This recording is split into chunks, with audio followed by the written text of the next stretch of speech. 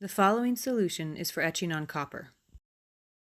For etching at home, I use a mixture of 3 cups vinegar, 2 cups hydrogen peroxide, and a 1/4 cup of salt. Pour the ingredients together in a jug so you can gently swish it to combine everything. You can mix the 2 liquids in advance, but don't add the salt until you're ready to etch. The salt is the catalyst, and once combined, the mordant won't last more than a day or so before it weakens dramatically.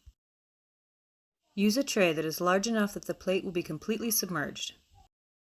Do not set your plate in the mordant unless it has a backing on it.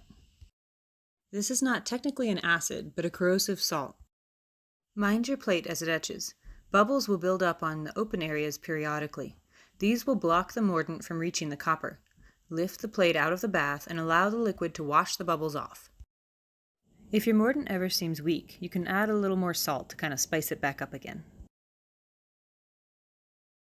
As the lines you've drawn change from copper to green, they are oxidizing and sediment is building up in the etched areas. This sediment slows the etch by blocking the flow of fresh mordant from the copper. You can gently run your plate under the faucet or spray it with a misting water bottle to flush the areas clean. It's okay to do this over the bath. It's fine if a little water goes into the mordant. You can see that the mordant is not so strong that it irritates the skin, but if you find you are sensitive to it, you can wear gloves. When your nail catches in a line, it should be able to hold ink when printed.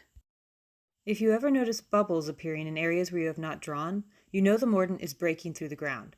This will create a sort of spotted plate tone if you continue etching.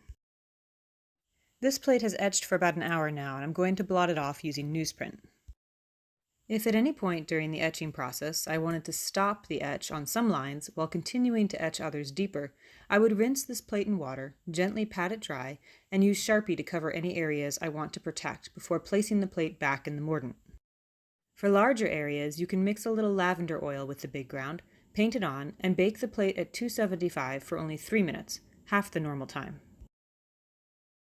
This plate is finished etching, and I'm ready to remove the ground.